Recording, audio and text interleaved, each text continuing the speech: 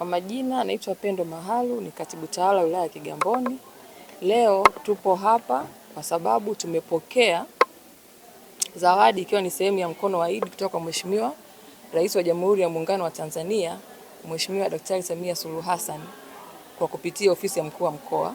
Nasi wilaya ya Kigamboni kwa niaba ya mkuu wa wilaya tumeweza kupokea tani moja ya mchele pamoja na mbuzi wanne na kilo 200 za sukari pamoja na lita 100 za mafuta kwa ajili ya kuwagawia watu wa makundi maalum ili nao wapate nafasi nzuri ya kusherehekea sikukuu ya Pasaka.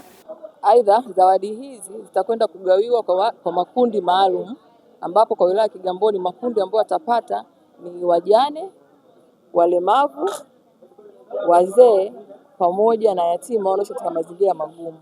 Na kwa niaba ya ofisi ya mkuu wa wilaya tunapenda kutoa shukrani zetu za dhati kwa Rais wa Jamhuri ya Muungano wa Tanzania, Daktari Samia Suluhu Hassan, kwa upendo wake ambao ameuonyesha kwa wananchi wa Kigamboni, kwa kutujali sisi pamoja na wananchi wetu na kuweza kutupa zawadi hizi za Pasaka, ambapo umekuwa ni utaratibu wake na alifanya tena jambo hili jema kipindi cha sikukuu za Eid.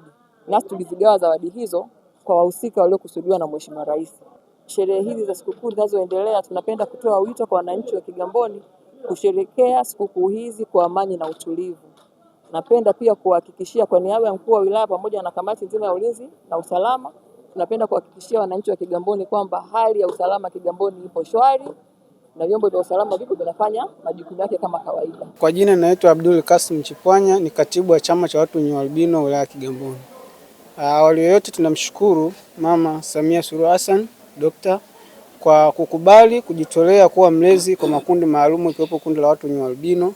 Hatuna cha kumlipa isipokuwa kusema asante, kwa sababu imekuwa ni tabia yake kuyakumbuka makundi haya maalum, makundi ambayo yanakuwa yanasaulika sana kwa watu wengine. Kwa hiyo tunatoa wito huu na watu wengine waige mfano, wajitolee kuyahudumia makundi maalum kama mama anavyojitolea. Kwa hiyo hatuna cha kumlipa isipokuwa tunamuombea dua aendelee kufanya kazi vizuri ili aendelee kuyakumbuka na makundi mengine. Mimi naitwa Maimuna Kihio, ni katibu wa wajane wa jukwaa la wajane wilaya ya Kigamboni.